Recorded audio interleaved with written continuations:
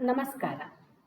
ಇವತ್ತಿನ ವಿಡಿಯೋದಲ್ಲಿ NCERT class 7 Sanskrit ದೀಪಕಂ ಪುಸ್ತಕದ 4ನೆಯ ಪಾಠ, ಚತುರ್ಥ ಪಾಠ ನ ಲಭ್ಯತೆ ಚೇತ್ ಆಮ್ಲಂ ದ್ರಾಕ್ಷಾಫಲಂ, ಇದರ ಎಕ್ಸಸೈಸ್ ಪಾರ್ಟನ್ನು ನೋಡೋಣ. ಇದರ ಎಕ್ಸ್ಪ್ಲನೇಷನ್ ಪಾರ್ಟನ್ನು ಈಗಾಗಲೇ ಮಾಡಿದ್ದೇವೆ. ಅದರ ಆ ವಿಡಿಯೋದ ಲಿಂಕನ್ನು ಡಿಸ್ಕ್ರಿಪ್ಷನ್ ಬಾಕ್ಸ್ ಹಾಗೆ ಐ ಕಾರ್ಡಲ್ಲಿ ಹಾಕಿರ್ತೇನೆ, ಒಮ್ಮೆ ನೋಡ್ಕೊಂಡು ಬನ್ನಿ. ಈ ಚಾಪ್ಟರ್ನಲ್ಲಿ ಒಂದು ಗೀತೆಯನ್ನು ಕೊಟ್ಟಿದ್ದಾರೆ. ಗೀತೆ ಅಂದರೆ ಕಥೆ. ನರಿ ದ್ರಾಕ್ಷಿ ಹುಳಿ ಅಂತ ಹೇಳುವಂತಹ ಗೀತೆಯ ಒಂದು ಕಥೆಯನ್ನು ಗೀತೆಯ ರೂಪದಲ್ಲಿ ಕೊಟ್ಟಿದ್ದಾರೆ. ಇದರ ಎಕ್ಸಸೈಸ್ ಪಾರ್ಟನ್ನು ನೋಡೋಣ.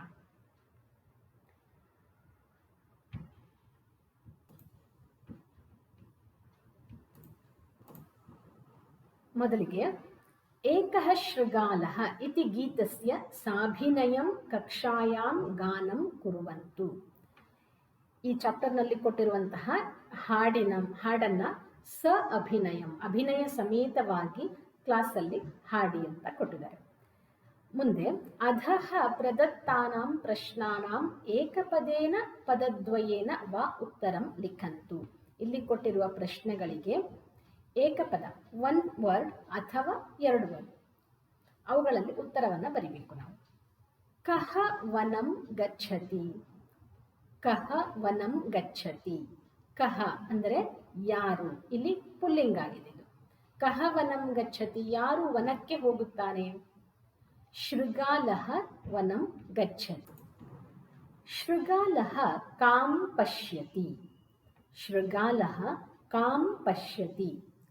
ಇಲ್ಲಿ ಈ ಚಾಪ್ಟರ್ನಲ್ಲಿ ಪಶ್ಯತಿ ಅನ್ನುವಂಥದ್ದು ಅನ್ನುವ ಕ್ರಿಯಾಪದ ಬೇರೆ ಬೇರೆ ಕಡೆಗಳಲ್ಲಿ ಬಂದಿದೆ. ಇಲ್ಲಿ ಕಾಂ ಪಶ್ಯತಿ ಅಂದಾಗ ಕಾಂ ಅನ್ನುವ ಶಬ್ದದ ಅದು ಯಾವ ಲಿಂಗದಲ್ಲಿದೆ ಅಂತ ನೋಡ್ಕೊಬೇಕು. ಕಾ ಕೆ ಕಾಹ, ಕಾಂ ಕೆ ಕಾಹ. ಕಾಂ ಅಂದರೆ ಯಾರನ್ನು, ಸ್ತ್ರೀಲಿಂಗದಲ್ಲಿದೆ. ಆದ್ದರಿಂದ ಆನ್ಸರ್ ಸಹ ಸ್ತ್ರೀಲಿಂಗದಲ್ಲೇ ಇರಬೇಕು, ಸ್ತ್ರೀಲಿಂಗ ಶಬ್ದ ಆಗಿರಬೇಕು. ಕಾಂ ಪಶ್ಯತಿ. ಇಲ್ಲಿ ಮೊದಲೆಲ್ಲ ಪಶ್ಯತಿ ಪಶ್ಯತಿ ಅಂತ ಬಂದಿರುವಂಥದ್ದು ಯಾವ ಕಡೆ ನೋಡಿತು ಅಂತ, ಯಾರನ್ನು ಅಂತ ಬರಲ್ಲ. ಇಲ್ಲಿ ವಾಮತಃ ದಕ್ಷಿಣತಃ ಅಂದರೆ ಆ ಕಡೆಯಿಂದ ಈ ಕಡೆಯಿಂದ, ಕುತ್ರ ಪಶ್ಯತಿ ಅಂತ ಕೇಳಿದ್ರೆ ಇದು ಬರುತ್ತೆ.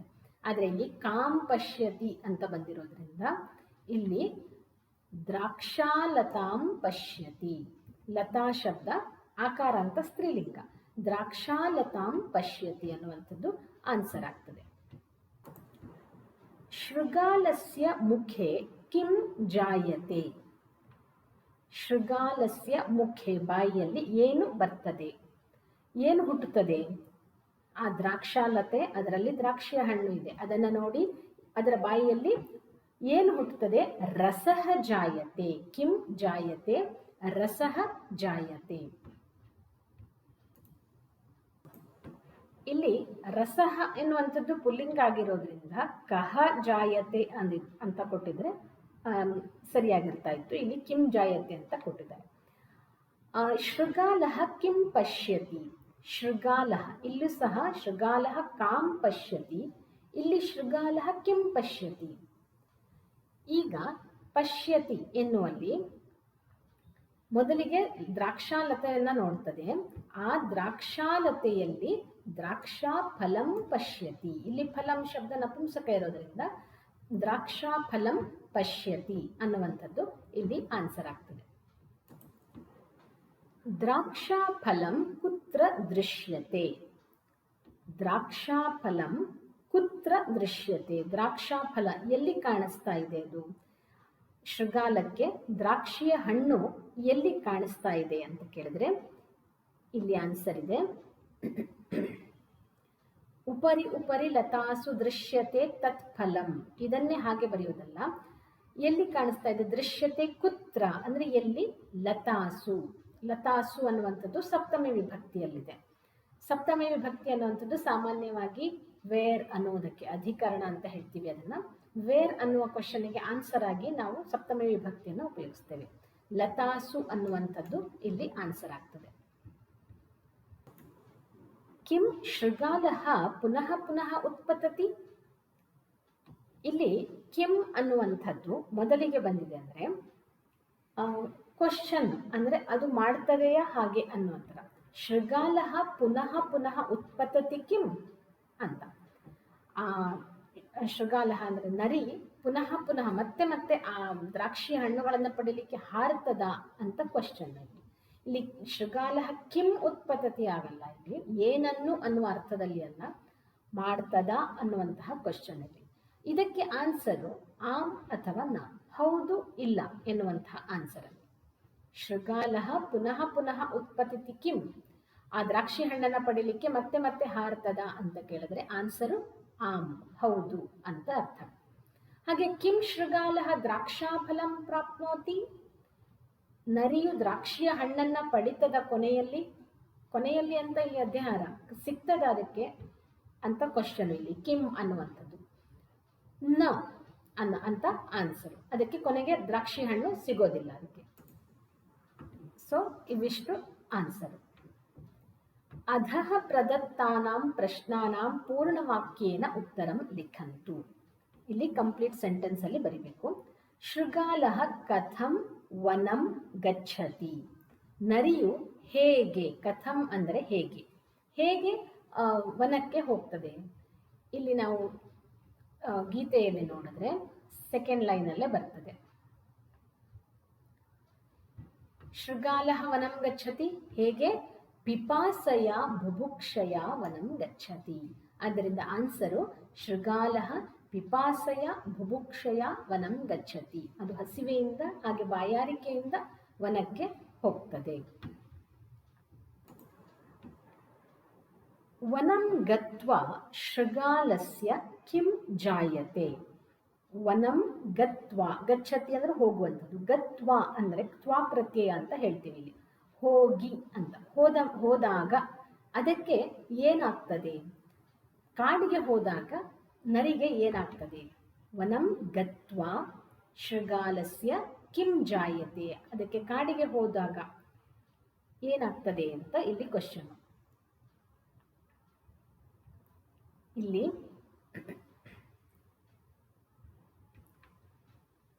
ವನಂ ಗತ್ವಾ ಶೃಗಾಲಸ್ಯ ಶ್ರಾಂತಃ ಜಾಯತೆ ಖಿನ್ನಃ ಜಾಯತೆ, ಎರಡು ಇದೆ ಇಲ್ಲಿ.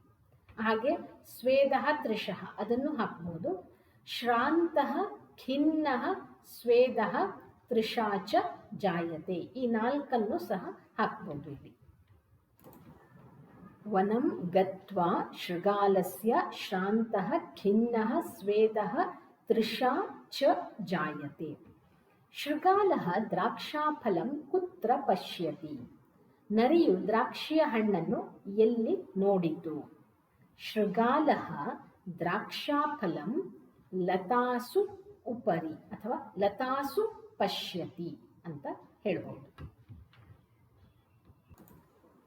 ಶೃಗಾಲಹ ದ್ರಾಕ್ಷಾಫಲಂ ಲತಾಸು ಪಶ್ಯತಿ ಅಥವಾ ದ್ರಾಕ್ಷಾಲತಾಸು ಪಶ್ಯತಿ ಕೂಡ ಬರಿಬಹುದು.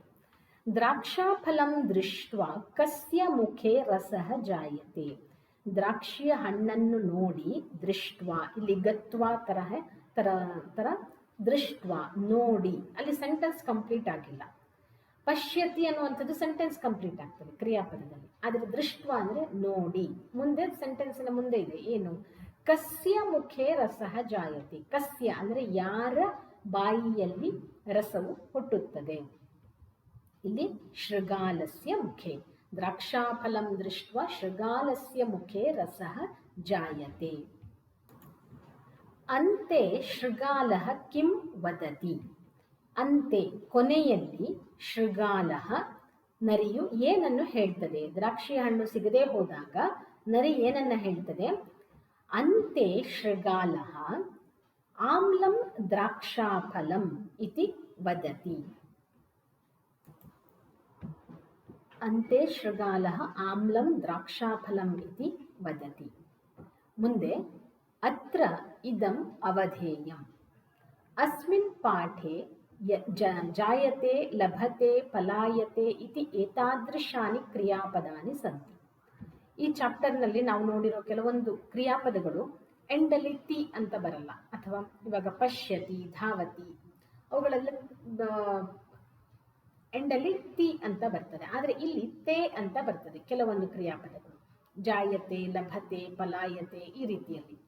ಹಾಗೆ ಹಿಂದಿನ ಮೊದಲನೇ ಚಾಪ್ಟರ್ಲಲ್ಲ ಹಾಗೆ ವಂದತೆ, ಶೋಭತೆ. ಏತಾದೃಶಾನಾಂ ಕ್ರಿಯಾಪದಾನಾಂ ರೂಪಾಣಿ ಲಟ್ಲಕಾರೆ ಕಥಂ ಭವಂತಿ ಇತಿ ಪಶ್ಯಾಮಃ. ಏನು ಡಿಫರೆನ್ಸ್ ಇಲ್ಲಿ ಅಂದರೆ, ಕ್ರಿಯಾಪದದಲ್ಲಿ ಸಂಸ್ಕೃತದಲ್ಲಿ ಧಾತುಗಳಲ್ಲಿ 3 ವಿಧ ಇದೆ. ಪರಸ್ಮೈಪದಿ, ಆತ್ಮನೇಪದಿ ಹಾಗೆ ಉಭಯಪದಿ ಅಂತ. ಪರಸ್ಮೈಪದಿ ಕ್ರಿಯಾಪದಗಳು ಅಂದರೆ ಇಷ್ಟೊಳಗೆ ನಾವು ನೋಡಿದ್ವಲ್ಲ, ಪಶ್ಯತಿ ಹಾಗೆ ಲಿಖತಿ, ಪಠತಿ, ಎಂಡಲ್ಲಿ ತಿ ಬರ್ತದೆ. ಪಠತಿ, ಪಠತಃ, ಪಠಂತಿ, ಅವುಗಳ ರೂಪ ಬೇರೆ, 3 ಪುರುಷಗಳಲ್ಲೂ 3 ವಚನಗಳಲ್ಲೂ. ಹಾಗೆ ಆತ್ಮನೇಪದಿ ಅಂತ ತಗೊಂಡಾಗ ಕೆಲವೊಂದು ಕ್ರಿಯಾಪದಗಳು ಬರೀ ಆತ್ಮನೇಪದಿಯಲ್ಲಿ ಇರ್ತವೆ. ಇಲ್ಲಿ ಕೊಟ್ಟ ಹಾಗೆ ಜಾಯತೆ, ಲಭತೆ, ಪಲಾಯತೆ, ಶೋಭತೆ.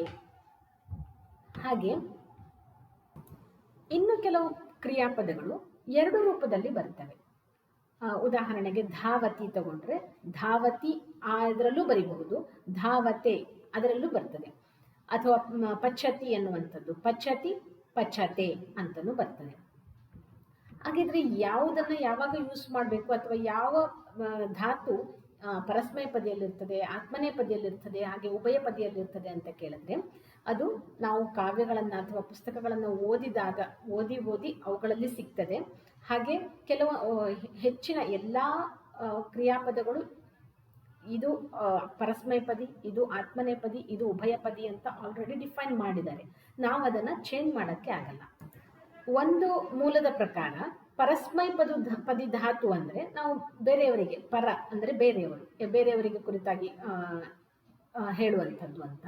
ಆತ್ಮನೇಪದಿ ಅಂದರೆ ನಮಗೆ ನಾವೇ ಮಾಡ್ತಾ ಇದ್ರೆ ಆ ಕ್ರಿಯಾಪದವನ್ನ ಅಂತ ಹೇಳ್ತೀವಿ. ಉದಾಹರಣೆಗೆ ಪಚತಿ ಅಂತ ತೆಗೆದುಕೊಂಡ್ರೆ ಮಾತಾ ಪಚತಿ ಅಂದಾಗ ತಾಯಿ ಬೇರೆಯವರು ಎಲ್ಲರಿಗೂ ಸೇರಿ ಅಡುಗೆಯನ್ನ ಮಾಡ್ತಾಳೆ. ಪಚತಿ ಪರಸ್ಮೈಪದಿಯಲ್ಲಿ ಬಂತು. ಅದೇ ಬ್ರಹ್ಮಚಾರಿ ಅಥವಾ ಯಾರೋ ಒಬ್ಬ ಯುವಕ ಪಚತೆ ಅಂತ ಬಂದ್ರೆ ಅವನು ತನಗೋಸ್ಕರ ಮಾಡ್ಕೊಳ್ತಾ ಇದ್ದಾನೆ ಅನ್ನುವ ಅರ್ಥದಲ್ಲಿ ಅಂತ ಹೇಳ್ತಾರೆ. ಆದರೆ ಇದಕ್ಕೆ ಇದೇ ಅರ್ಥ ಅನ್ನುವಂಥದ್ದು ಇಲ್ಲಿ ಇಲ್ಲ. ಇಷ್ಟನ್ನು ನಾವು ತಿಳಿದುಕೊಂಡು ಈಗ ಇದರ ಟೇಬಲ್ ಅನ್ನು ನೋಡೋಣ. ಪ್ರಥಮ ಪುರುಷ, ಮಧ್ಯಮ ಪುರುಷ, ಇಲ್ಲಿ ಉತ್ತಮ ಪುರುಷ ಬರಬೇಕು. ಉತ್ತಮ ಪುರುಷ ಲಭತೆ, ಲಭೇತೆ, ಲಭಂತೆ, ಲಭಸೆ, ಲಭೇತೆ, ಲಭಧ್ವೆ, ಲಭೇ, ಲಭಾವಹೆ, ಲಭಾಮಹೆ. ಲಭತೆ, ಲಭೇತೆ, ಲಭಂತೆ, ಲಭಸೆ, ಲಭೇತೆ, ಲಭಧ್ವೆ, ಲಭೇ, ಲಭಾವಹೆ, ಲಭಾಮಹೆ. ಹಾಗೆ ಬೇರೆ ಇದನ್ನು ನಾವು ಮಾಡಬಹುದು. ಜಾಯತೆ ತೆಗೆದುಕೊಂಡ್ರೆ ಜಾಯತೆ, ಜಾಯೇತೆ, ಜಾಯಂತೆ, ಜಾಯಸೆ, ಜಾಯೇಥೆ, ಜಾಯಧ್ವೆ, ಜಾಯೇ, ಜಾಯಾವಹೆ, ಜಾಯಾಮಹೆ. ಹಾಗೆ ಇನ್ನೊಂದು ಕ್ರಿಯಾಪದ ರಮತೆ ಅಂತ ತಗೊಳ್ತೀವಿ. ಅಂದ್ರೆ ಖುಷಿಯಿಂದ ಇರುವಂಥದ್ದು, ರಮ್ ಧಾತುವಿನಿಂದ ಬಂದಿರುವಂಥದ್ದು. ಇದು ರಮತೆ ಅಂತ ತೆಗೆದುಕೊಂಡಾಗ ಬರೀ ಆ ಕ್ರಿಯಾಪದ ರಮ್ ಧಾತುವಿನಿಂದ ಆ ಕ್ರಿಯಾಪದವನ್ನ ಮಾಡಿದಾಗ ಆತ್ಮನೇಪದಿಗೆ ಬರ್ತದೆ. ರಮತೆ, ರಮೇತೆ, ರಮಂತೆ, ರಮಸೆ, ರಮೇಥೆ, ರಮಧ್ವೆ, ರಮೆ, ರಮಾವಹೆ, ರಮಾಮಹೆ ಅಂತ ಆಗ್ತದೆ. ಆದರೆ ಆ ರಮ್ ಧಾತುವಿಗೆ ವಿ ಅನ್ನುವಂತಹ ಉಪಸರ್ಗ ಸೇರಿಸಿ ವಿರಮತಿ ಅಂತ ಆಗ್ತದೆ. ಅಂದ್ರೆ ವಿರಮಿಸ್ತಾನೆ, ವಿಶ್ರಾಂತಿ ತೆಗೆದುಕೊಳ್ತಾನೆ. ಅದು ಪರಸ್ಮೈಪದಿಗೆ ಹೋಗ್ತದೆ, ಆತ್ಮನೇಪದಿಗೆ ಹೋಗಲ್ಲ. ಆದ್ದರಿಂದ ಈ ರೀತಿ ಕೆಲವೊಂದು ಆಲ್ರೆಡಿ ಪ್ರೀಡಿಫೈನ್ಡ್ ಇರೋದನ್ನು ನಾವು ಪುಸ್ತಕಗಳಲ್ಲಿ ಓದ್ತಾ ಅದನ್ನು ಅಭ್ಯಾಸ ಮಾಡ್ಕೊಳ್ಬೇಕಾಗ್ತದೆ ಅಷ್ಟೇ. ಈಗ ಇಲ್ಲಿ ಅದರದ್ದೇ ಒಂದು ಕ್ವಶನ್ ಅನ್ನ ಕೊಟ್ಟಿದ್ದಾರೆ. ಉಪರಿ ಪ್ರದತ್ತಾಂ ಮಂಜೂಷಾಂ ದೃಷ್ಟ್ವಾ, ಇಲ್ಲಿ ಕೊಟ್ಟಿರುವ ಟೇಬಲ್ ಅನ್ನು ನೋಡಿ, ರಿಕ್ತ ಸ್ಥಾನೇಶು ಉಚಿತ ಕ್ರಿಯಾಪದಾನಿ ಲಿಖಂತು. ಇಲ್ಲಿ ವಂದತೆ, ಒಂದು ಧಾತುವಿನಿಂದ ಬಂದಿರುವಂಥದ್ದು. ವಂದತೆ ಅಂತ ಬಂದಾಗ ಇಲ್ಲಿ ಪ್ರಥಮ ಪುರುಷಕ್ಕೆ ಹೋಗ್ತದೆ. ವಂದತೆ, ವಂದೇತೆ, ವಂದಂತೆ ಅಂತ ಆಗ್ತದೆ. ಹಾಗೆ ವಂದಸೆ, ವಂದೇಥೆ, ವಂದಧ್ವೆ, ವಂದೇ, ವಂದಾವಹೆ, ವಂದಾಮಹೆ. ನಮಗೆ ಫಸ್ಟ್ ಚಾಪ್ಟರ್ಲಿ ವಂದೇ ಭಾರತ ಮಾತರಂ ಅಂತ ಬಂತು. ಅಲ್ಲಿ ವಂದೇ ಅಂತ ಬಂದಿರೋದು ಉತ್ತಮ ಪುರುಷ ಏಕವಚನದಲ್ಲಿದೆ. ಆದ್ದರಿಂದ ಅದು ಮಾಡುತ್ತೇನೆ, ನಾನು ವಂದಿಸುತ್ತೇನೆ ಅನ್ನುವ ಅರ್ಥದಲ್ಲಿ ಬಂದಿತ್ತು. ಅದು ಸಹ ಆತ್ಮನೇಪದಿ ಕ್ರಿಯಾಪದ ಅಂತ ಆಗ್ತದೆ. ಮುಂದೆ ಪಲಾಯತೆ, ಪಲಾಯನವನ್ನ ಮಾಡ್ತದೆ. ಪಲಾಯತೆ, ಪಲಾಯೇತೆ, ಪಲಾಯಂತೆ, ಪಲಾಯಸೆ ಪಲಾಯೇಥೆ ಪಲಾಯಧ್ವೆ ಪಲಾಯೇ ಪಲಾಯೇ ಲಭಾವಹೆ ಪಲಾಯವಹೆ ಪಲಾಯೇಮಹೆ ಅಂತ ಆಗ್ತದೆ. ಮುಂದೆ ಜಾಯತೆ ಜಾಯತೆ ಜಾಯೇತೆ ಜಾಯಂತೆ ಜಾಯಸೆ ಜಾಯೇಥೆ ಜಾಯಧ್ವೆ ಜಾಯೇ ಜಾಯಾವಹೆ ಜಾಯಾಮಹೆ. ಇವಿಷ್ಟು ಇದರ ರೂಪ ಆಗ್ತದೆ. ಮುಂದೆ ಉದಾಹರಣಾನುಸಾರಂ ಏಕವಚನ ರೂಪಂ ದೃಷ್ಟ್ವಾ ದ್ವಿವಚನ ಬಹುವಚನ ರೂಪಾಣಿ ಲಿಖಂತು. ಇಲ್ಲಿ ಧಾತು ಕೊಟ್ಟಿದ್ದಾರೆ, ಅದರ ದ್ವಿವಚನ ಬಹುವಚನವನ್ನು ಬರೀಬೇಕು. ಏಕವಚನ ರೂಪವನ್ನು ನೋಡಿದಾಗ ಅದು ಯಾವ ಪುರುಷದಲ್ಲಿದೆ ಅಂತ ಗೊತ್ತಾಗ್ತದೆ. ಇಲ್ಲಿ ಕಂಪ್ ಧಾತು ಕಂಪಿಸುವುದು ಅಂತ ಅರ್ಥ. ಕಂಪತೆ ಕಂಪೇತೆ ಕಂಪಂತೆ ಇದು ಪ್ರಥಮ ಪುರುಷದಲ್ಲಿದೆ. ವರ್ಧ ಧಾತು ವರ್ಧಿಸ್ತದೆ, ಇನ್ಕ್ರೀಸ್ ಆಗ್ತದೆ ಅನ್ನುವಂಥದ್ದು ಅಥವಾ ಬೆಳೀತದೆ ಅಂತ. ವರ್ಧತೆ ಇರೋದ್ರಿಂದ ಇದು ಪ್ರಥಮ ಪುರುಷದಲ್ಲಿದೆ. ವರ್ಧೇತೆ ವರ್ಧಂತೆ ಅಂತ ಆಗ್ತದೆ. ವರ್ತ್ ಧಾತು ವರ್ತತೆ ಅಂದರೆ ಇದೆ ಅಂತ ಅರ್ಥ, ಅಂದರೆ ಅದೇ ರೀತಿಯಲ್ಲಿ ನಡೀತದೆ ಅನ್ನುವ ಥರದಲ್ಲಿ. ವರ್ತಸೆ ಇರೋದ್ರಿಂದ ಇಲ್ಲಿ ಮಧ್ಯಮ ಪುರುಷದಲ್ಲಿದೆ. ವರ್ತಸೆ ವರ್ತೇಥೆ ವರ್ತಧ್ವೆ ಅಂತ ಆಗ್ತದೆ. ಪ್ಲಸ್ ಕಾಶ್ ಪ್ರಕಾಶತೆ ಅಂತ ಆಯ್ತು ಇಲ್ಲಿ. ಅಂದರೆ ಪ್ರಕಟಗೊಳ್ಳುವುದು ಅಂತ. ಕಾಶ್ ಅಂದರೆ ಇಲ್ಲಿ ಹೊಳೆಯುವುದು ಅಂತ. ಪ್ರಕಾಶತೆ ಅಂದರೆ ಕಾಣಿಸ್ಕೊಳ್ತದೆ ಅಂತ. ಪ್ರಕಾಶತೆ ಪ್ರಕಾಶೇತೆ ಪ್ರಕಾಶಂತೆ ಪ್ರಥಮ ಪುರುಷದಲ್ಲಿದೆ. ಪ್ರಕಾಶತೆ ಪ್ರಕಾಶೇತೆ ಪ್ರಕಾಶಂತೆ. ಮುಂದೆ ಒಂದು ಧಾತು ಒಂದೇ ಅಂತ ಇದೆ, ಇದು ಉತ್ತಮ ಪುರುಷದಲ್ಲಿದೆ. ಒಂದೇ ವಂದಾವಹೆ ವಂದಾಮಹೆ ಅಂತ ಆಗ್ತದೆ. ಹಾಗೆ ಯಾಚ್ ಧಾತು ಯಾಚತೆ ಅಂದರೆ ಬೇಡುವುದು ಅಂತ ಅರ್ಥ. ಯಾಚತೆ ಯಾಚೇತೆ ಯಾಚಂತೆ ಅಂತ ಆಗ್ತದೆ. ಇದು ಉಭಯ ಪದಿ ಧಾತು. ಯಾಚತಿ ಅಂತಲೂ ಬರುತ್ತೆ. ಯಾಚತಿ ಯಾಚತಃ ಯಾಚಂತಿ ಆ ರೀತಿಯಲ್ಲಿ ಬರ್ತದೆ. ಇದು ಆತ್ಮನೆಪದಿ ಆದರೆ ಯಾಚತೆ ಯಾಚೇತೆ ಯಾಚಂತೆ ಅಂತ ಆಗ್ತದೆ. ಲಜ್ ಧಾತು ಲಜ್ ಅಂದರೆ ನಾಚಿಕೆ ಪಡುವಂಥದ್ದು. ಲಜ್ಜಸೆ ಲಜ್ಜಸೆ ಇದನ್ನು ನೋಡಿದಾಗ ಗೊತ್ತಾಗ್ತದೆ ಮಧ್ಯಮ ಪುರುಷದಲ್ಲಿದೆ. ಲಜ್ಜಸೆ ಲಜ್ಜೇಥೆ ಲಜ್ಜಧ್ವೆ ಅಂತ ಆಗ್ತದೆ. ವೀಕ್ಷತೆ ವೀಕ್ಷ ಧಾತು ವೀಕ್ಷತೆ ಅಂದರೆ ನೋಡುವಂಥದ್ದು. ವೀಕ್ಷತೆ ವೀಕ್ಷೇತೆ ವೀಕ್ಷಂತೆ. ಸೇವ್ ಧಾತು ಸೇವೆ ಅಂತ ಇದೆ. ಸೇವ್ ಅಂದರೆ ಸರ್ವ್ ಮಾಡೋದು ಅಂತ ಅರ್ಥ.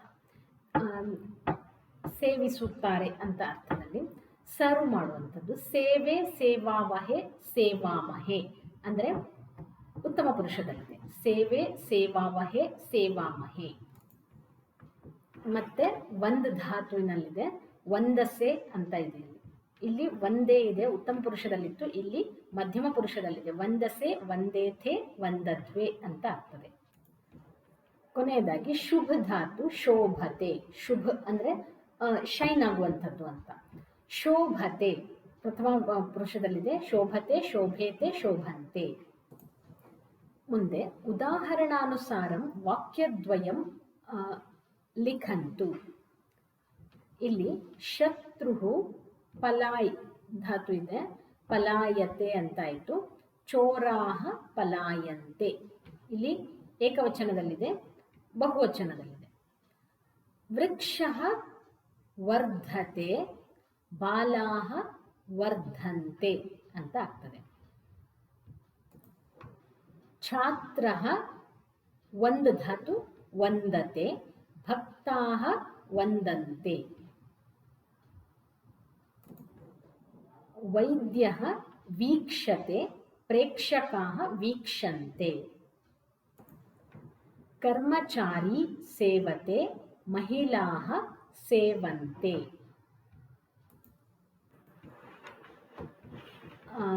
ಇಲ್ಲಿ ಎಲ್ಲದರಲ್ಲೂ ಮೊದಲಿಗೆ ನೌನನ್ನು ಬರಿಬೇಕು. ವೃಕ್ಷಃ ಬಾಲಾಹ ಛಾತ್ರಃ ನಾನು ಇಲ್ಲಿ ಬಿಟ್ಟು ಹೋಯಿತು, ಬರೀ ಕ್ರಿಯಾಪದವನ್ನು ಮಾತ್ರ ಬರೆದಿದ್ದೀನಿ. ವೃಕ್ಷಃ ವರ್ಧತೆ ಛಾತ್ರಃ ವಂದತೆ ಈ ರೀತಿಯಲ್ಲಿ ನೌನನ್ನು ಸಹ ಸೇರಿಸಿ ಬರಿಬೇಕಿಲ್ಲಿ. ಮುಂದೆ ವೃಕ್ಷ ಕಂಪತೆ, ರುಗ್ಣಾ ಕಂಪಂತೆ. ಇಲ್ಲಿ ರುಗ್ಣ ಅಂದ್ರೆ ರೋಗಿಗಳು ಅಂತ ಅರ್ಥ. ಮುಂದೆ ಉದಾಹರಣಂ ದೃಷ್ಟ್ವಾ ವಾಕ್ಯಾನಿ ಉಚಿತ ರೂಪೈ ಪೂರಯಂತು. ಉದಾಹರಣೆಯನ್ನ ಏನ್ ಕೊಟ್ಟಿದ್ದಾರೆ? ಶುನಕಂ ದೃಷ್ಟ್ವಾ ಬಾಲಕಸ್ಯ ಭಯಂ ಜಾಯತೆ. ಜಾಯ್ ಇಲ್ಲಿ ಕ್ರಿಯಾಪದದ ಧಾತು ಕೊಟ್ಟಿದ್ದಾರೆ, ಅದನ್ನ ಆತ್ಮನೇಪದಿ ಕ್ರಿಯಾಪದದಲ್ಲಿ ಬರಿಬೇಕಾಗ್ತದೆ. ಶುನಕಂ ದೃಷ್ಟ್ವಾ ಬಾಲಕಸ್ಯ ಭಯಂ ಜಾಯತೆ. ಮೂಷಕಃ ಮಾರ್ಜಾರಂ ದೃಷ್ಟ್ವಾ ಪಲಾಯ್ ಅಂತ ಇದೆ. ಮೂಷಕಃ ಮಾರ್ಜಾರಂ ದೃಷ್ಟ್ವಾ ಪಲಾಯತೆ ಅಂತ ಆಗ್ತದೆ. ರಾತ್ರಿ ಕಾಲೇ ಮಾರ್ಗದೀಪಾಹ ಪ್ರಕಾಶ್ ಅಂತ ಇದೆ. ರಾತ್ರಿ ಕಾಲದಲ್ಲಿ, ರಾತ್ರಿಯಲ್ಲಿ ಮಾರ್ಗದೀಪಾಹ ಅಂದ್ರೆ ಸ್ಟ್ರೀಟ್ ಲೈಟ್ಸ್. ಇಲ್ಲಿ ದೀಪಾಹ ಅಂತ ಇದೆ, ದೀಪಹ ಇಲ್ಲ. ಇಲ್ಲಿ ಬಹುವಚನದಲ್ಲಿರೋದ್ರಿಂದ ಕ್ರಿಯಾಪದವು ಬಹುವಚನಕ್ಕೆ ಹೋಗ್ಬೇಕಾಗ್ತದೆ. ಅಂದ್ರೆ ಇಲ್ಲಿ ಮಾರ್ಗದೀಪಗಳು, ಸ್ಟ್ರೀಟ್ ಲೈಟ್ಸ್ ಅನ್ನುವಂಥದ್ದು ಸಬ್ಜೆಕ್ಟು, ಕ್ರಿಯಾಪದ ಅನ್ನುವಂಥದ್ದು ಸಬ್ಜೆಕ್ಟಿನ ಒಂದು ವಚನವನ್ನ ಪಡಿಬೇಕಾಗ್ತದೆ. ಆದ್ರಿಂದ ಪ್ರಕಾಶಂತೆ, ಮಾರ್ಗದೀಪಾಹ ಪ್ರಕಾಶಂತೆ ಅಂತ ಆಗ್ತದೆ ಇಲ್ಲಿ. ಮುಂದೆ ಅಹಂ ದೇವಂ ಡ್ಯಾಶ್ ಒಂದು ಧಾತು. ಅಹಂ ಅಂದ್ರೆ ನಾನು, ಉತ್ತಮ ಪುರುಷದಲ್ಲಿದೆ. ಸಬ್ಜೆಕ್ಟು ಉತ್ತಮ ಪುರುಷದಲ್ಲಿದೆ, ಆದ್ದರಿಂದ ಕ್ರಿಯಾಪದ ಸಹ ಉತ್ತಮ ಪುರುಷಕ್ಕೆ ಹೋಗ್ಬೇಕು. ಅಹಂ ದೇವಂ ವಂದೇ ಅಂತ ಆಗ್ತದೆ. ತ್ವಂ ಕಿಮರ್ಥಂ ಡ್ಯಾಶ್ ಲಜ್ ಧಾತು. ನೀನು ಯಾಕೆ ನಾಚಿಕೆ ಪಟ್ಕೊಳ್ತಾ ಇದ್ದೆ. ಲಜ್ಜ ತ್ವಂ ಇರೋದ್ರಿಂದ ಇದು ಮಧ್ಯಮ ಪುರುಷದಲ್ಲಿದೆ, ಆದ್ದರಿಂದ ಕ್ರಿಯಾಪದ ಸಹ ಮಧ್ಯಮ ಪುರುಷ ಏಕವಚನ. ತ್ವಂ ಕಿಮರ್ಥಂ ಲಜ್ಜಸೆ ಅಂತ ಆಗ್ತದೆ. ಇದು ಕ್ವಶನ್. ವಯಂ ದೇಶಂ ಸೇವ್.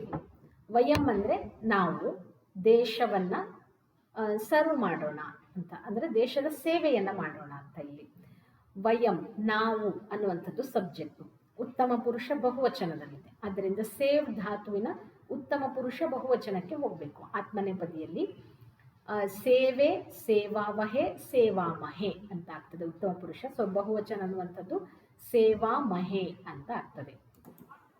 ಇವಿಷ್ಟು ಇದರ ಆನ್ಸರ್ ಆಗ್ತದೆ. ಮುಂದೆ ಯೋಗ್ಯತಾ ವಿಸ್ತರ. ಇದರಲ್ಲಿ ಶ್ಲೋಕಾನ್ ಉಚ್ಚೈಹಿ ಪಠಂತು ಅರ್ಥಂ ಅವಗಚ್ಚಂತು ಚ. ಒಂದು ಶ್ಲೋಕವನ್ನ ಕೊಟ್ಟಿದ್ದಾರೆ, ಅದನ್ನ ಗಟ್ಟಿಯಾಗಿ ಹೇಳಿ ಹಾಗೆ ಅದರ ಅರ್ಥವನ್ನ ತಿಳಿಯಿರಿ. ಪ್ರಾರಭ್ಯತೆ ನ ಖಲು ವಿಘ್ನ ಭಯೇನ ನೀಚೈಹಿ ಪ್ರಾರಭ್ಯ ವಿಘ್ನ ವಿಹತಾ ವಿರಮಂತಿ ಮಧ್ಯಾಹ ವಿಘ್ನೈ ಪುನಃ ಪುನರಪಿ ಪ್ರತಿಹನ್ಯಮಾನಾಹ ಪ್ರಾರಭ್ಯ ಚೋತ್ತಮ ಜನಾಹ ನ ಪರಿತ್ಯಜಂತಿ. ಇದು ಒಂದು ಸುಭಾಷಿತ. ಪ್ರಾರಭ್ಯತೆ ನಖಲು ವಿಘ್ನ ಭಯೇನ ನೀಚೈಹಿ. ಇಲ್ಲಿ ಈ ಸುಭಾಷಿತದಲ್ಲಿ ಒಬ್ಬ ಉತ್ತಮ ಪುರುಷ, ಉತ್ತಮನಾದ ಮನುಷ್ಯ ಹೇಗಿರ್ತಾನೆ ಅಂದ್ರೆ, ನಾವು ಯಾವ ರೀತಿ ನಮ್ಮ ಕೆಲಸಗಳನ್ನ ಮಾಡ್ತೇವೆ ಅನ್ನೋದರ ಮೇಲೆ ಮನುಷ್ಯನನ್ನ ಉತ್ತಮ, ಮಧ್ಯಮ, ಅಧಮ ಅನ್ನುವ ರೀತಿಯಲ್ಲಿ ಮಾಡ್ತಾ ಇದ್ದಾರೆ. ಇದರ ಅರ್ಥವನ್ನ ಸಂಕ್ಷೇಪವಾಗಿ ತಿಳಿದುಕೊಳ್ಳೋಣ. ನೀಚೈಹಿ, ನೀಚರು ಅಂದ್ರೆ ಅಧಮರು, ಕೆಳಮಟ್ಟದವರು. ಏನ್ ಮಾಡ್ತಾರೆ ಅಂದ್ರೆ, ಏನೋ ಒಂದು ಕೆಲಸವನ್ನ ವಿಘ್ನ ಭಯೇನ ನ ಪ್ರಾರಭ್ಯತೆ ಖಲು.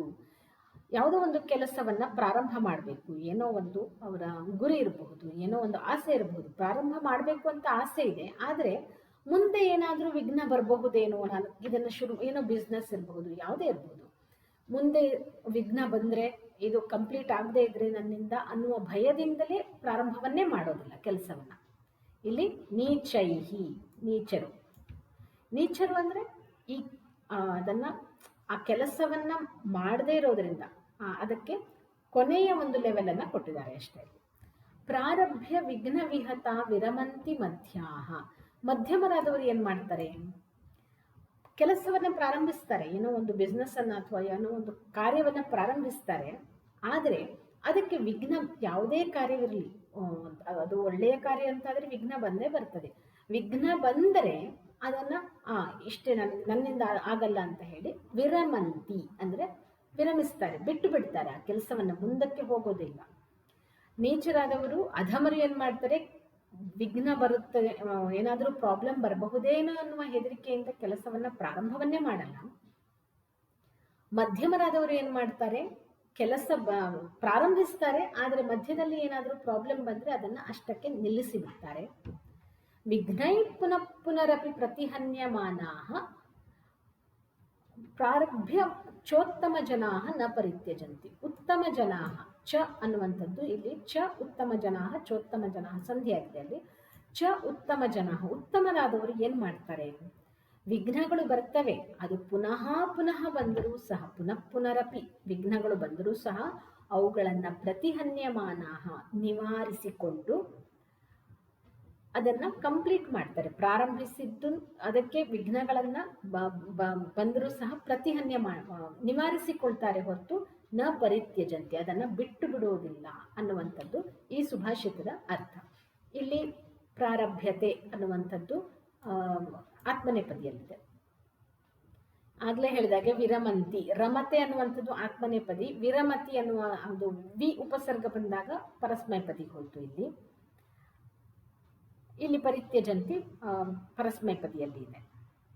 ಗಚ್ಚನ್ ಪಿಪೀಲಿಕೋ ಯಾತಿ ಯೋಜನಾನಾಂ ಶತಾನ್ಯಪಿ ಅಗಚ್ಚನ್ ವೈನತೇಯೋಪಿ ಪದಮೇಕಂ ನ ಗಚ್ಚತಿ. ಇದು ಸಹ ಕೆಲಸದ ಬಗ್ಗೆ ಇರುವಂಥದ್ದು. ನಾವು ಯಾವ ರೀತಿಯಲ್ಲಿ ಕೆಲಸವನ್ನು ಮಾಡಬೇಕು ಅನ್ನುವಂಥದ್ದನ್ನು ಈ ಎರಡು ಸುಭಾಷಿತಗಳು ತಿಳಿಸ್ತವೆ ನಮಗೆ. ಪಿಪೀಲಿಕಃ ಅಂದರೆ ಇಲ್ಲಿ ಇರುವೆ ಅಂತ ಅರ್ಥ. ಇರುವೆ ನಡೆಯೋದು ಎಷ್ಟು ನಿಧಾನವಾಗಿ, ಒಂದು ಚಿಕ್ಕ ಇರುವೆ ಅದು, ಆದರೆ ಅದು ನಡೀತಾ ಹೋದರೆ ಶತಯೋಜನಾನ್ ಅಪಿ 100 ಯೋಜನಗಳನ್ನೂ ಸಹ ಅದು ದಾಟಬಹುದು, ಹೋಗಬಹುದು. ಕನ್ಸಿಸ್ಟೆನ್ಸಿ ಮ್ಯಾಟರ್ಸ್ ಅನ್ನುವಂಥದ್ದು ಇಲ್ಲಿ. ಒಂದು ಇರುವೆ ಎಷ್ಟೇ ಚಿಕ್ಕದಾದ್ರೂ ಅಯ್ಯೋ ಇರುವೆಗೆ ಅಷ್ಟು ದೂರ ಹೋಗ್ಲಿಕ್ಕೆ ಸಾಧ್ಯವಾ ಅನ್ನುವಂತಹ ಮಾತಿಲ್ಲ. ಯಾಕಂದ್ರೆ ಅದು ನಿಧಾನವಾಗಿ ಪ್ರಯತ್ನ ಪಡ್ತಾನೇ ಇದ್ರೆ, ಸಾಕ್ತಾನೇ ಇದ್ರೆ ಒಂದಲ್ಲ ಒಂದು ದಿನ ಅದು 100 ಯೋಜನವನ್ನು ತಲುಪಬಹುದು. ಆದರೆ ವೈನತೇಯೋಪಿ, ವೈನತೇಯ ಅಂದರೆ ಗರುಡ, ವೈನತೆಯ ಮಗ, ವಿಷ್ಣುವಿನ ವಾಹನ. ಅವನಿಗಿರುವಂತಹ ಒಂದು ಸ್ಪೆಷಲ್ ಕ್ಯಾರೆಕ್ಟರ್ ಅಂದರೆ ಒಂದು ಕ್ಷಣದಲ್ಲಿ ಎಲ್ಲಿ ಬೇಕಿದ್ರು ಅವನು ಮನಸ್ಸು ಮಾಡಿದಲ್ಲಿ ಹೋಗಬಹುದು. ಅಂತಹ ಒಂದು ಸ್ಪೆಷಲ್ ಕ್ಯಾರೆಕ್ಟರ್ ಇದ್ರೂ ಸಹ ಅಗಚ್ಚನ್, ಹೋಗದೇ ಇದ್ರೆ, ಒಂದೇ ಕಡೆಯಲ್ಲಿ ಗರುಡ ಸುಮ್ಮನೆ ಕೂತಿದ್ರೆ ಅವನು ಒಂದು ಪದ ಅಂದರೆ ಏನಂತಾರೆ, ಒಂದು ಸ್ಟೆಪ್ ಕೂಡ ಮುಂದಕ್ಕೆ ಹೋಗ್ಲಿಕ್ಕೆ ಸಾಧ್ಯ ಇಲ್ಲ. ಇಲ್ಲಿ ನಮ್ಮ ಮನಸ್ಸಿದ್ದರೆ ಮಾರ್ಗ ಅನ್ನುವಂತಹ ಕನ್ನಡದ ಒಂದು ಗಾದೆ ಮಾತಿದೆ, ಅದನ್ನ ಇಲ್ಲಿ ಉಪಯೋಗಿಸಬಹುದು. ನಾವು ಮನಸ್ಸು ಮಾಡಿದರೆ, ಕನ್ಸಿಸ್ಟೆನ್ಸಿ ಇದ್ರೆ ಎಷ್ಟು ದೂರ ಬೇಕಾದರೂ ಹೋಗಬಹುದು. ಈ ಕೆಲಸವನ್ನ ಎಷ್ಟು ಸಮಯ ತೆಗೆದುಕೊಂಡ್ರೂ ಕೆಲಸವನ್ನ ಕಂಪ್ಲೀಟ್ ಮಾಡಬಹುದು. ಆದರೆ ನಾವು ಇದ್ದಲ್ಲೇ ಇದ್ದು ಶುರುವೇ ಮಾಡದೆ ಹೋದರೆ ಕೆಲಸವನ್ನ ಮಾಡಲಿಕ್ಕೆ ಸಾಧ್ಯ ಇಲ್ಲ. ನಾವು ಎಷ್ಟೇ ಸಮರ್ಥರಾದರೂ ಸಹ ಮಾಡಲಿಕ್ಕೆ ಸಾಧ್ಯ ಇಲ್ಲ ಅನ್ನುವಂಥದ್ದು ಈ ಸುಭಾಷಿತದ ಒಂದು ತಾತ್ಪರ್ಯ. ಇಲ್ಲಿ ಪರಿಯೋಜನಾ ಕಾರ್ಯಂ ತ್ವಂ ಜೀವನೆ ಕದಾಚಿತ್ ಅಭೀಷ್ಟಂ ವಸ್ತು ನ ಲಭಸೆ. ನಿನಗೆ ಜೀವನದಲ್ಲಿ ಕೆಲವೊಮ್ಮೆ ನಮಗೇನಾಗ್ತದೆ, ನಾವು ಇಷ್ಟಪಟ್ಟಂತಹ ಅಭೀಷ್ಟಂ, ನಾವು ಇಷ್ಟಪಟ್ಟಂತಹ ವಸ್ತು ಸಿಕ್ಕಿರದೇ ಇರಬಹುದು ನಿನಗೆ. ಕದಾಚಿತ್ ತವ ಲಕ್ಷ್ಯ ಪೂರ್ತಿ ನ ಭವತಿ, ಕೆಲವೊಮ್ಮೆ ನಿನ್ನ ಗುರಿ ತಲುಪದೆ ಹೋಗಬಹುದು, ಪೂರ್ಣವಾಗದೆ ಹೋಗಬಹುದು. ತದಾ ಆಗ ತ್ವಂ ಕಿಂ ಕರೋಷಿ, ನೀನು ಏನು ಮಾಡ್ತಿ, ಕಿಂ ಚ ಚಿಂತೆಯಸಿ, ಏನನ್ನ ಯೋಚನೆ ಮಾಡ್ತಿ, ಇತಿ ಸಂಸ್ಕೃತ ಭಾಷೆಯ ಸ್ವಭಾಷೆಯ, ಯಾವುದರಲ್ಲಾದ್ರೂ ನಿನ್ನ ಮಾತೃಭಾಷೆ ಇಲ್ಲ ಸಂಸ್ಕೃತ ಭಾಷೆಯಲ್ಲಿ ಪ್ರಸಂಗ ಸಹಿತಂ ಲಿಖ, ಏನಾದರೂ ಒಂದು ಸಂದರ್ಭವನ್ನ ಕೊಟ್ಟು ವಿವರಿಸು ಅಂತ ಹೇಳ್ತಾ ಇದ್ದಾರೆ. ಅಸೈನ್ಮೆಂಟ್ ತರ ಇದು. ಲೈಫಲ್ಲಿ ಏನೋ ಒಂದು ಆಸೆ ಪಟ್ಟು ಅದು ಸಿಕ್ಕಿಲ್ಲ, ಅಥವಾ ಯಾವುದನ್ನೋ ಒಂದು ಮಾಡಬೇಕು ಅಂತ ಹೋಗಿ ಅದನ್ನ ಕಂಪ್ಲೀಟ್ ಮಾಡಿಲ್ಲ. ಆ ಸಂದರ್ಭದಲ್ಲಿ ಏನು ಮಾಡ್ದಿ, ಯಾವ ರೀತಿ ಚಿಂತೆಯನ್ನ ಮಾಡ್ದಿ, ಅದನ್ನ ಹೇಗೆ ಓವರ್ಕಮ್ ಮಾಡಿದ್ವಿ ಅನ್ನೋದನ್ನ ಎಕ್ಸಾಂಪಲ್ ಸಮೇತ ಬರಿಬೇಕು ಅಂತ ಇದರಲ್ಲಿ ಹೇಳಿದ್ದಾರೆ. ಇವಿಷ್ಟು ಈ ಚಾಪ್ಟರ್ನಲ್ಲಿ ಬರುವಂತಹ ಎಕ್ಸಸೈಸ್ ಪಾರ್ಟು. ಮುಖ್ಯವಾಗಿ ಇಲ್ಲಿ ಆತ್ಮನೇಪದಿ ಧಾತುವಿನ ಬಗ್ಗೆ ಇದೆ, ಇದನ್ನ ಬೈ ಹಾರ್ಟ್ ಮಾಡಬೇಕಾಗ್ತದೆ. ಈ ವಿಡಿಯೋ ಇಷ್ಟ ಆಗಿದ್ರೆ ಲೈಕ್ ಮಾಡಿ, ಶೇರ್ ಮಾಡಿ. ಹಾಗೆ ಇನ್ನು ನನ್ನ ಚಾನಲ್ಗೆ ಸಬ್ಸ್ಕ್ರೈಬ್ ಆಗಿಲ್ಲ ಅಂದರೆ ದಯವಿಟ್ಟು ಸಬ್ಸ್ಕ್ರೈಬ್ ಆಗಿ. ಮುಂದಿನ ವಿಡಿಯೋದಲ್ಲಿ ಮತ್ತೆ ಸಿಗೋಣ. ಧನ್ಯವಾದಗಳು.